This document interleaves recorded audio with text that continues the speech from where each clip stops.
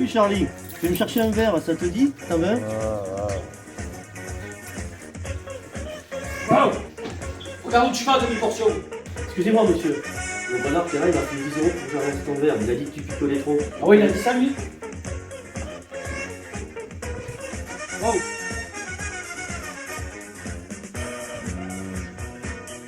Tu vas te lever gros là ou tu veux que je t'aide?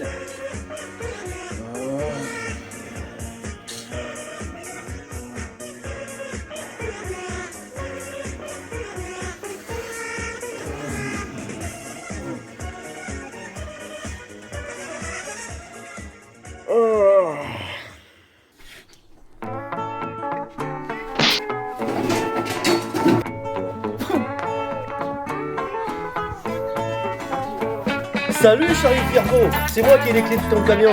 Ça va être long le trajet jusqu'à Miami. Salaud! Reviens, salaud!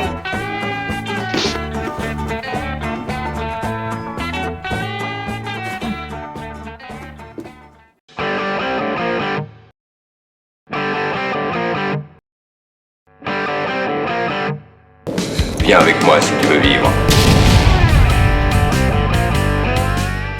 Bonjour tout le monde, bienvenue sur Judgment Club. Alors on se retrouve aujourd'hui tous les trois pour parler de quoi? De Bud Spencer et Terence Hill, c'est quand même des légendes du cinéma. On s'est fendu la gueule toutes les années 70-80 avec ça. Bud, il est mort malheureusement il y a 2 ans je crois. Ou un peu plus quand même. Ou peut-être un petit peu plus. Ça fait chier, voilà. Bon, donc on va parler. Et pour en parler, comme d'habitude, rétrospective. Donc j'ai amené les DVD que j'ai. Alors j'ai pas toute la carrière solo de Bud Spencer et de Terence Hill, mais à la fin, je vous en parlerai un petit peu pour vous dire un petit peu ce qui vaut le coup, ce qui vaut pas trop le coup. On commence d'abord par Bud Spencer et Terence Hill, tous les deux réunis.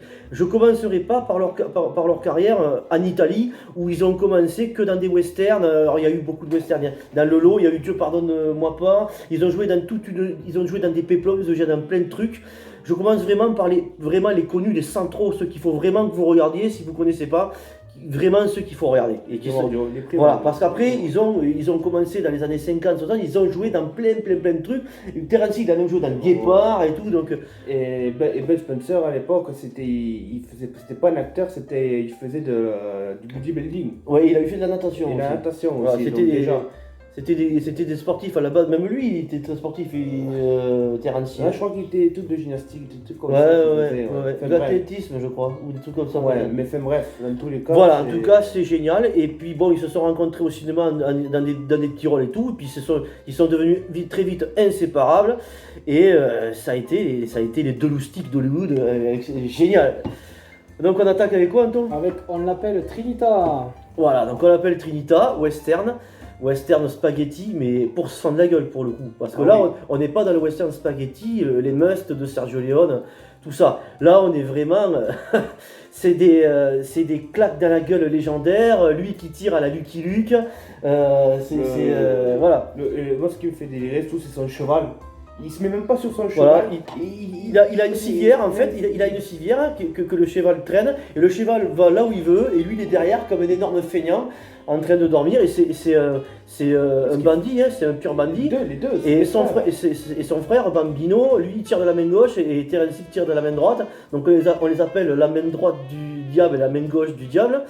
Et Bud Spencer dedans c'est un peu comme le truand dans le Bonhomme de truand, c'est vraiment le gars qui essaie que de faire des coups et tout, mais vu qu'il est beaucoup moins intelligent que Terence Hill, l'autre il vient toujours lui saborder ou lui saper ses plans.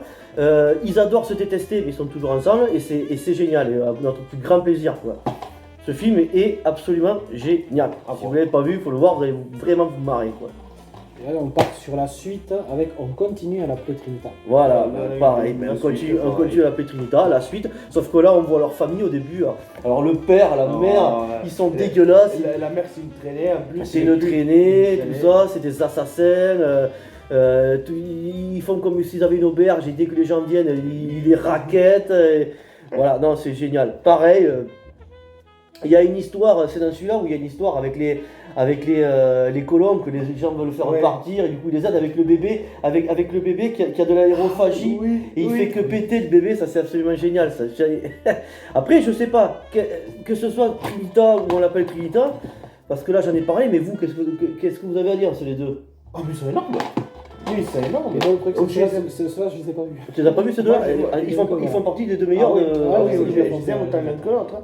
Après, Je vais en parler de Buzz Buncer et Terence Hill, mais j'attends le film que j'ai vu pour la première fois où vraiment je vais développer et je vais en parler, ouais. Mais ouais, on l'appelle Trinita, on continue à l'appeler. Moi personnellement, ceux-là je les ai pas vus, mais il va falloir que je m'y mette. Ça, c'est avec le buggy. Je sais pas si ça te dit quelque chose, c'est avec le buggy. Attention, on va se fâcher. Attention, on va se fâcher. Pas connu. Il est rare à trouver, j'en ai chié pour l'attraper, mais c'est un des meilleurs. L'histoire, Parce qu'il faut parler des bagarres, il faut parler des bagarres. Les bagarres sont géniales et improbables, et elles durent 20 minutes à chaque fois, il y en a beaucoup.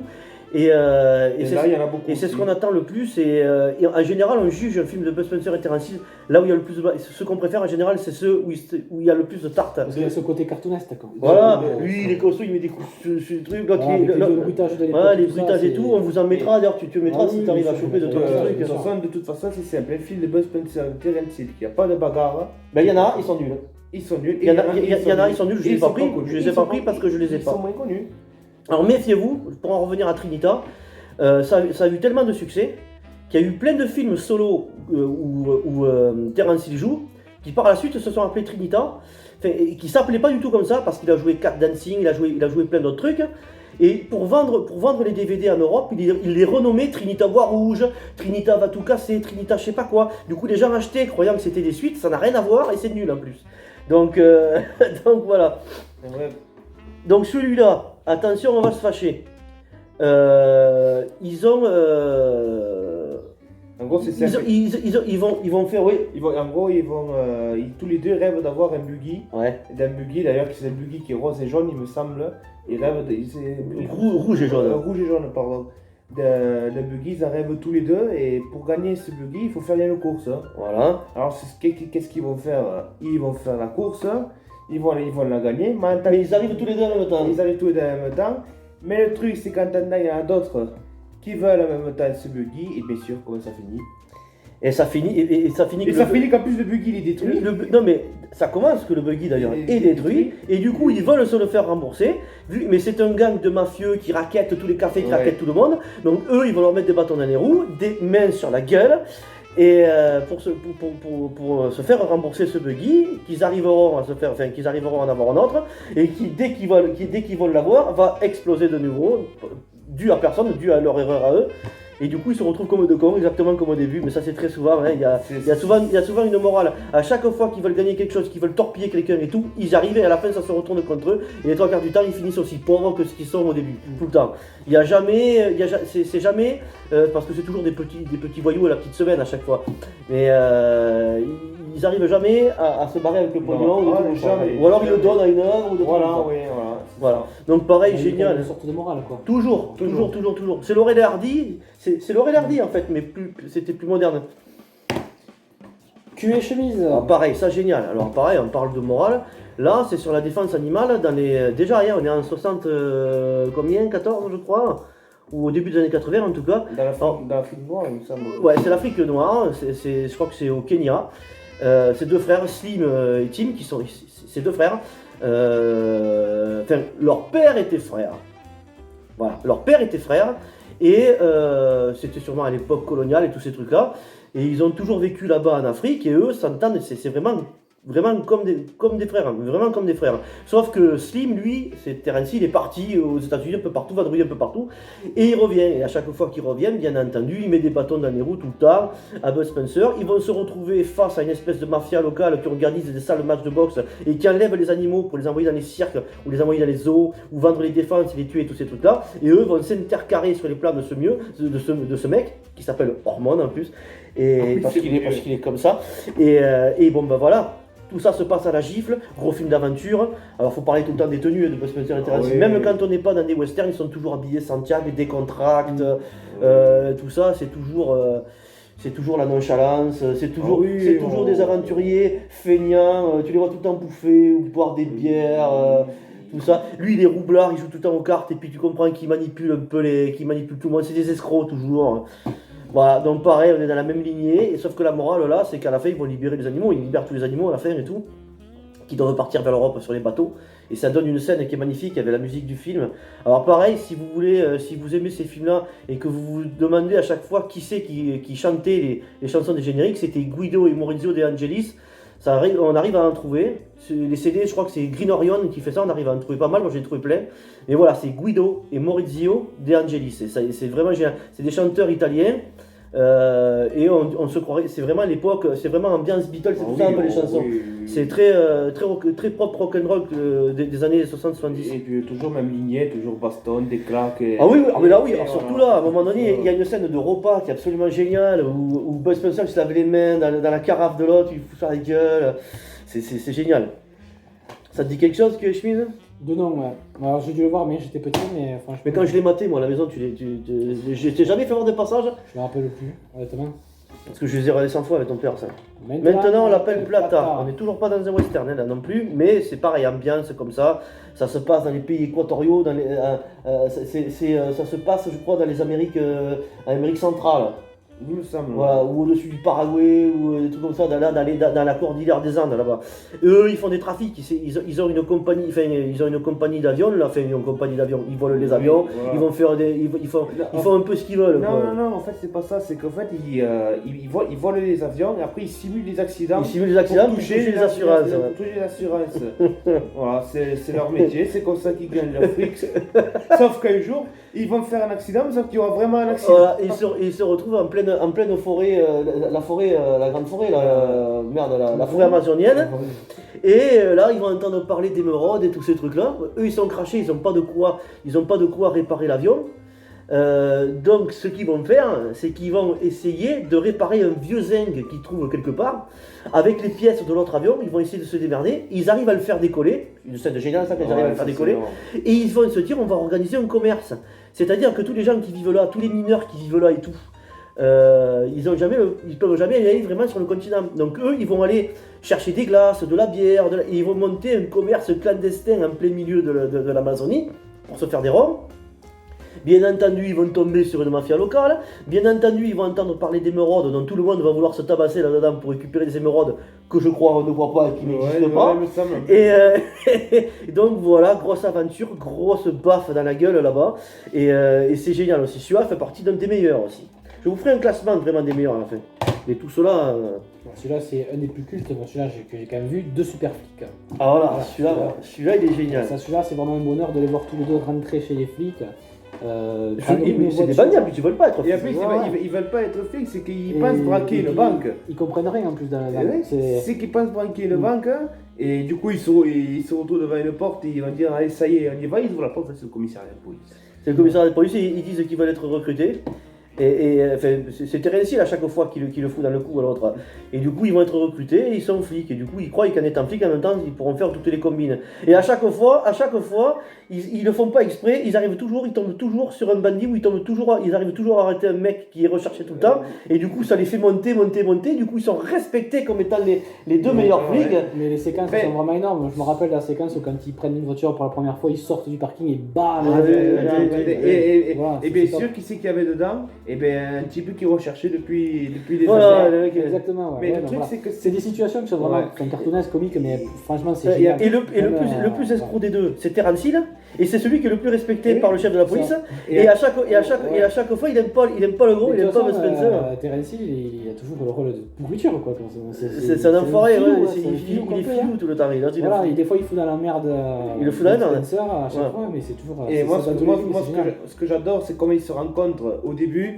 Ils veulent trouver un métier, donc du coup ils vont dans les trucs maritimes. Ah mais là c'est génial ça. Et ça c'est énorme, et ils demandent qui veut trouver du travail, le chef il dit non, puis ça part à la baffe, et la voiture, chaque fois la voiture il a détruit. Il va pris quand Terence Hill c'est pareil, il veut trouver du travail, le chef il dit va te faire foutre, baston, et moi ce que j'adore c'est qu'ils prennent le Manitou et qu'ils le mettent au-dessus de la voiture qu'il a détruit. Et à un moment donné il y a une scène qui est marrante aussi, je crois que c'est la 3e fois, je crois, ou un peu plus tard dans le film, il le retombe dessus, il les tabasse, et cette fois-ci, ils sont une dizaine ou une douzaine, parce qu'ils arrivent de plus en plus nombreux à chaque fois. Mais bon, ils se font ratatiner, et eux, ils s'assoient tous les deux derrière, à l'arrière, parce qu'ils disent on va aller voir ton patron. Donc vous allez nous amener à votre patron. Et eux, ils sont 7 ou 8, ils les font tous mettre devant avec le conducteur, et eux, ils sont à l'aise tous les deux derrière. C'est génial ça. Et moi, il y a une scène de baston que j'adore, c'est dans le bar. Dans le snack bar là. Et Ah que, oui, et que oui. Bud Spencer il le fait passer pour un sourd. Ah oui, Et Terence Hill se fait passer pour un handicapé. Pour un Du coup, handicapé. il s'amuse, Ouais, ça, il c'est le fout génial. par terre et tout. ça c'est génial. Et le scène, pareil. Ah, c'est génial, c'est génial. Après voilà, il y a les scènes de baston qui sont toujours très bien, l'amitié qu'il y a entre eux, tu vois, qui sont vraiment sympas. Et la morale de l'histoire, c'est qu'ils, sans le vouloir, ils aident une famille chinoise. Ah mais si, c'est qu'ils le veulent de suite ils vont les aider, Ils les aident de suite parce qu'ils ont des grands cœurs à chaque fois.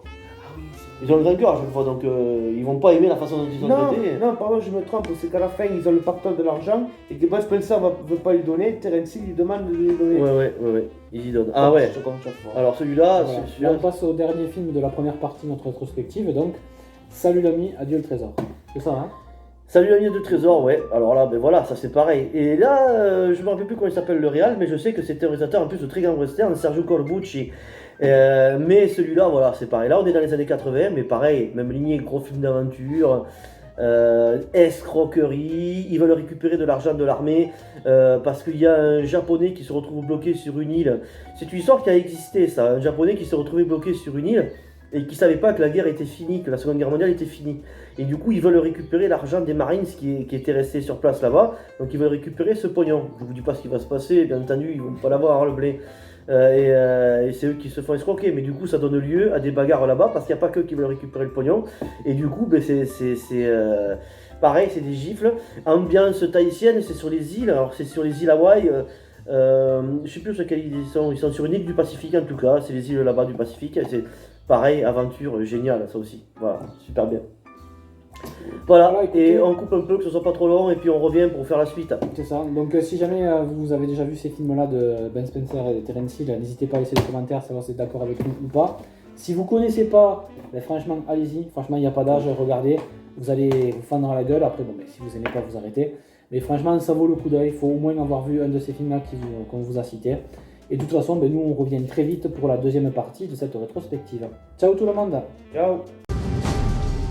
Hasta la vista, baby.